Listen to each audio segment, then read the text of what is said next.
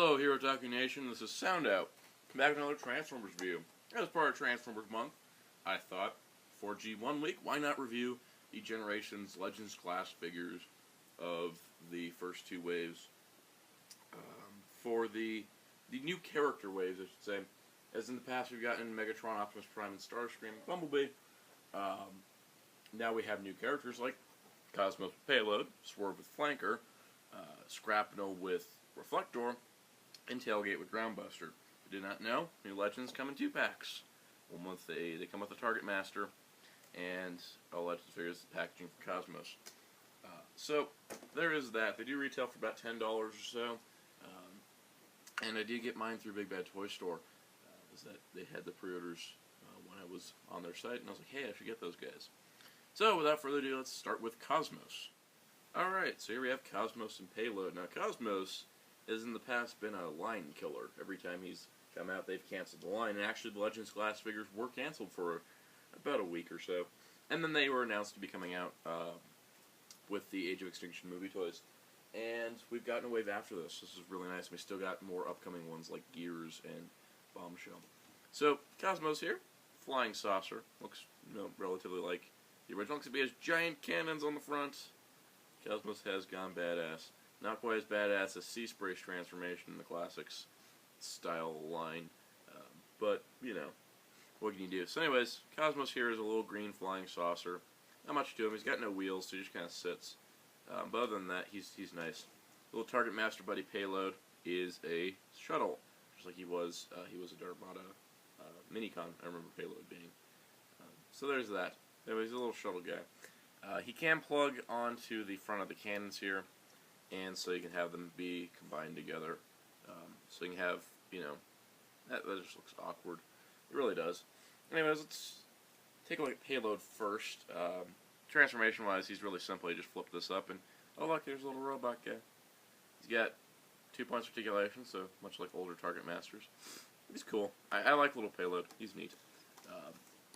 Cosmos here is also pretty neat. His transformation is very basic. You just lift this up, separate this and this and this and this. I'm just going to kind of show you it. It's more simple than, say, something like a deluxe class figure or a third-party Cosmos or a Masterpiece Cosmos. Wouldn't be amazing if we got a Masterpiece Cosmos. It'd have to be the last Masterpiece figure for them to be safe, but, it's Cosmos. He kind of kills toy lines, unfortunately. Anyways, I like Cosmos. But there you go, there's Cosmos. So, Cosmos, articulation-wise, aside from looking really nice, he looks a lot like Cosmos. It's the Classics Cosmos design that we never got. He's got a neck joint that turns left and right a little bit. He's got ball-jointed shoulders with extra hinges. He's got ball-jointed elbows, so they got all kinds of motion. He's got a waist joint. It just kind of disconnects his torso a little bit. Ball-jointed hips, ball-jointed knees, and then extra knee thing that aren't really, they're more transformation joints. So you can get him some nice little poses, especially when take his buddy Payload and turn Payload into a gun by flipping this over like this. And now you got a space shuttle gun. So there you go, there's Cosmos and Payload, a really neat little figure. I'm so happy to have a Cosmos. And for comparison, fellow mini-bot Cliff Jumper here from the Classics line, you can see, is a little taller. But there is a new Cliff Jumper out for those who, or there is one coming out, I believe, in a smaller Legend scale. But overall, I really like Cosmos. He's probably, I'd say, my favorite of the bunch. And I'm really glad I didn't spend like $70 like some people did at one point when they were worried because the line was canceled. But, the line kept going, and then Swerve came out. So here we have Swerving Flanker. Now, Swerve is completely based on his IDW design. It's where everyone loves him from. He's a little red truck. He rolls. He's really cool. And Flanker is a somewhat relatively good-looking plane. Flanker, I'm going to get him out of the way, transforms like this, and he's got 2 points for articulation. He's really cool. He's a neat little robot. But Swerve is where the little more complexities come in. I should mention, while I'm here, that you can actually dock Flanker onto Swerve. You just fold down this little peg here, and now you can kind of carry him, which is cool. I almost forgot. I am so sorry. Anyways, Swerve here transforms pretty simply. You just fold out his legs, just bring his arms out like this, and you just fold this back tile. And now you got Swerve. He looks so perfect. He looks like his IDW appearance. I liked Swerve in the IDW comics when I was still reading them, but he's really neat overall. Articulation, he's got a head joint, but he just kind of goes back, so he has no neck articulation. He's got ball jointed shoulders, he's got ball jointed elbows, ball jointed hips, and hinge knees. So you can get him some wide variety of poses, but don't expect him to look anywhere except for straight ahead of him. So you can get him some cool little poses. And, like a good target master, Flanker turns into a gun, which just involves doing this, and then folding this piece down, and bringing it forward, and folding down that handle that we previously used as a connection point. And now Flanker is a Gatling gun. So he's definitely a more convincing gun than Payload was. So we'll give Swerve that. He's got the better gun. But yeah, look at that. There's Swerve with the Gatling gun. Super cool. Alright, so here we have Scrapnel and Reflector from the second wave of guys. So Reflector here is a camera, of course. He does not split into 3 components. You just flip him around and fold up his arms. And there's Reflector's robot mode. He looks a lot like Reflector. He's kind of neat. It's nice that Reflector is getting representation, as he's kind of a hard transformer to pull off. You can also attach him to Scrapnel here in the middle, and have a camera mounted on a bug. So there is that.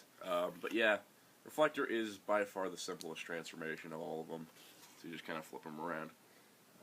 Now Scrapnel is our second Insecticon that we've gotten in the classic style after Fall of Cybertron Kickback, but that doesn't really count so much. He's a Stag Beetle, which is really cool. And he does transform pretty neat. So you fold out his arms here, it's the simplest part, which you kind of bring forward these little gun pieces. You fold these down, and then you take his legs split in half. It's actually kind of cool as they extend down, and they fold up like this, and then you fold these panels to the side, and then fold his foot forward. A really neat little piece of engineering, if it is a little sticky sometimes, causing joints to pop apart like what just happened. I may also be doing this slightly wrong, because I'm doing this on camera, and when you do transformations on camera for a video review, they don't go as planned. And then you bring his torso down, and you plug that in. He has by far the most complicated transformation, but I really like it. It's really cool. Reflector turning into a gun is quite simple. You just fold this down, and then you just let go, and that folds out, and now he's got this big gun. So yeah, Scrapnel's really cool. The only real downside to him is that, you know, like I said, we got Fall of Cybertron Kickback, and Kickback here is, well, a little bit taller. I'm kind of hoping, you know, we have Bombshell who's coming out in this generation's Legends line. I would love to see, another Kickback. Because these guys are really cool. They're about the perfect size for Insecticons. I mean, like, here's next to somebody like Warpath. Warpath's supposed to be like a tank, and this guy's supposed to be a bug, so all kind of works out. Anyways, I really like Scrapnel, and hope that we can get a Kickback one day. And I'm looking forward to Bombshell. Here is Tailgate and Groundbuster. Not Roadbuster. That's a different character and figure. And this is the last of the Legends that have come out so far for the G1 style generation stuff. He's a nice white car with blue flames. Looks like his IDW appearance. Groundbuster is a vehicle. He can also transform by flipping him around and folding his arms up. They got less complicated with the transformations on the Target Masters for Wave 2. But he does that, and you can fold out this handle, and so you can give him a giant engine that also can destroy stuff. So there's that. Yeah, Groundbuster isn't too exciting for those two components. The tailgate's pretty neat. You can split his legs here to start the transformation. They come out from underneath. Split the top of the car. You flip his arms forward.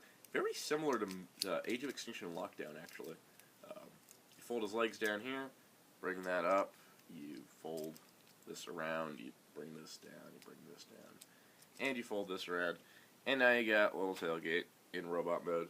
Really neat. Articulation-wise, ball joint shoulders, ball jointed elbows, ball jointed hips, ball jointed knees. No head articulation, but he is really neat. He looks like Tailgate from the IDW comics. That's the whole point.